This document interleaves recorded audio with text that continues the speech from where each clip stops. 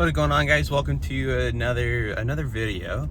So I'm sleeping this morning, and today being March 3rd, there was an earthquake this morning, which is kind of a little freaky. BC is pretty used to earthquakes here and there, not every day, but here and there at least. So me coming from Ontario, it was definitely my first one that at least I remember witnessing and experiencing and stuff like that, and it's kind of freaky, not gonna lie. We were I was just lying there, and then of course, like, you feel like the whole house starts shaking, and then it's weirdly loud too, which is wild. But it got me thinking, like, oh, my truck's beeping. Yeah, it gets you thinking though of that life can all kind of crumble in a way, in a flick of a second, it's wild that you could be worrying about paying bills or something stupid, and then suddenly have an earthquake, or there's a tsunami or something, and like that's it, right? It kind of, yeah, it's freaky. It kind of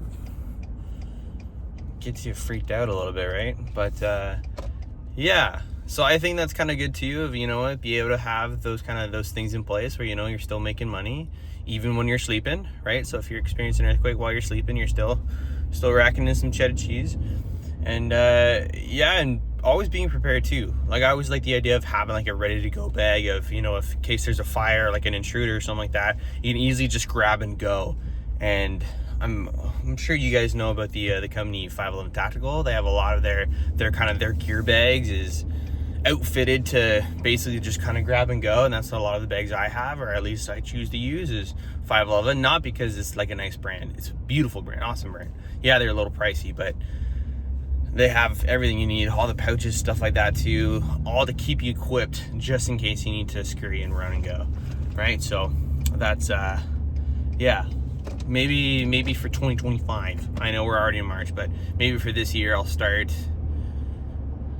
working towards that kind of setup, because of course you don't want to ever be caught off guard, right? Like, if you're playing a basketball game or any kind of tournament or something, you're training for that sucker, right? If you're coming up for an exam or a test or something like that, you're studying away. You don't want to just walk into it, which historically I've done, which is completely foolish. I've always had this idea of like, yeah, well, like, I want to be able to test myself at the basic level of my training, right? Because of course you sink the level of your training, right?